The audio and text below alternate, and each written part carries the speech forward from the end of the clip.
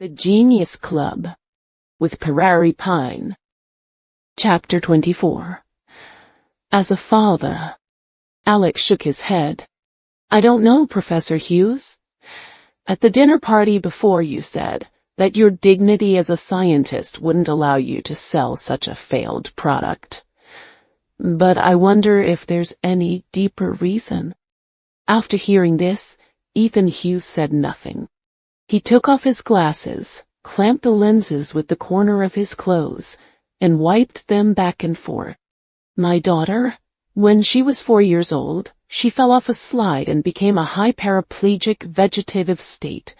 Experts all over the world say there's no chance of her waking up. So why do I want to research the hibernation pod? As a scientist, I know better than anyone how absurd and unrealistic researching this thing is. But Ethan Hughes put his glasses back on and looked at Alex. Someone has to be the first to do something. If I don't research the hibernation pod, it might be decades or even hundreds of years before someone else starts this project.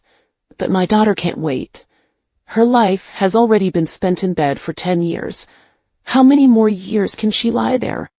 Speaking of this, Ethan Hughes smiled self-deprecatingly. Before I developed that failed product, in these 10 years, no one had ever paid attention to the research progress of the hibernation pod, and no one had come to the hospital to visit my daughter. But look now. People come to visit my daughter one after another every day. These cosmetics companies are scrambling to send me money for research. But are they doing it for the hibernation pod research? No, they don't care about the hibernation pod at all.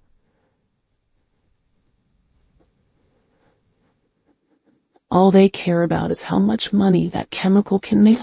But Professor Hughes, I don't think this is a bad thing for you. Alex felt an inexplicable teacher-student affection for Ethan Hughes, so he directly expressed his doubts. If you sell that chemical, the failed product in your words, you'll have enough funds for research, as well as more advanced equipment and a higher-level laboratory. Wouldn't that be more helpful for your research project? However, Ethan Hughes shook his head with a serious expression. You're thinking too simply.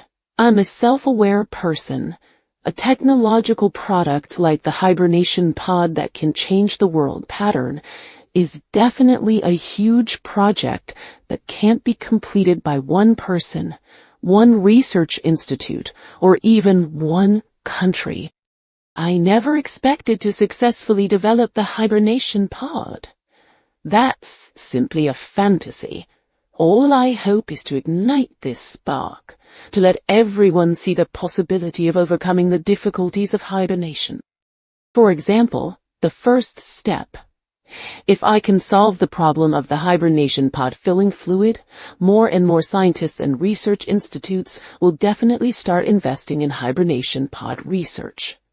Only in this way will there be hope of creating the hibernation pod in a few years or more than 10. And the only thing I can do is ignite this spark. Ethan Hughes bent down, pulled the quilt over his sleeping daughter, and carefully tucked the corners in. But do you know what consequences will arise if I sell that failed product? Alex shook his head. To be honest, he couldn't quite understand the logic here. Could it be that if Ethan Hughes sold the patent for this failed product, it would put out the spark of the hibernation pod? Actually, I used to have a few students working on research with me. Professor Ethan Hughes looked a little lost when mentioning the past. They were a few talented and smart kids. Although they never achieved any results, having them around made me feel quite relieved. At least I wasn't alone in blazing a trail in the field of hibernation. But later, just like this time, in the process of research, it's inevitable that some valuable byproducts will appear. At that time, I didn't think much of it. But since companies started approaching us, the hearts in the laboratory were no longer united. Each of those students had their own opinions, but their general goals were the same. They wanted to change the research direction, to engage in research that could yield quick results and profits in the short term. Things like drug patents and beauty products. At that time, many cosmetics and pharmaceutical companies offered them very high annuals. The result is self-evident. They all left. Not one stayed. Ethan Hughes shook his head and smiled. Of course, everyone has their own aspirations. I can't call them utilitarian. After all, everyone is pursuing a better life.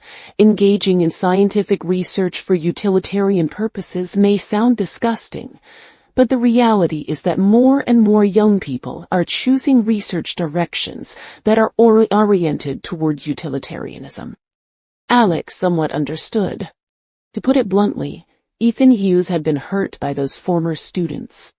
As I said just now, something like the hibernation pod can never be researched by me alone, or even by one country. It must rely on the joint efforts of all humanity. If more and more young scientists are tempted by interests or engage in high-profit projects, who will be willing to research hibernation technology, which currently has no hope at all? In fact, the current situation of hibernation pod research is like this. The main reason no one is willing to research it is that it's endless, hopeless, and profitless at a glance. Alex simply thought that this overall profit-seeking trend in the academic world could not be improved by Ethan Hughes alone. In fact, whether he sold the chemical or not, young people probably wouldn't invest in hibernation pod research. After all, the reason Professor Ethan Hughes was so persistent was that he had a vegetative daughter to save. Others didn't have such a strong motivation, so it was reasonable for them to choose a project that could be profitable in the short term. Maybe what I'm going to say is inappropriate, Professor Hughes. Alex still planned to persuade him again. But I think your desire to keep yourself uncorrupted won't change the current impetuous and fame and fortune-oriented social atmosphere. I think you might as well sell this chemical, letting everyone see that there is still profit to be made in the process of researching hibernation pod filling fluid. Perhaps many young people will be attracted by this profit and join the hibernation pod research. However, Ethan Hughes didn't listen. He patted Alex on the shoulder. You can call me stubborn or obstinate, but I have to save my daughter. I can't afford to gamble on the situation you mentioned. Once something becomes commercialized for profit, its subsequent development can't be controlled. I can't take that risk. One day, you will also become a father. Then you will understand. So go back, young man. Take what I said today to your general manager, Emma, and tell her not to disturb me again. I think she will understand. I hope this is the last time we meet.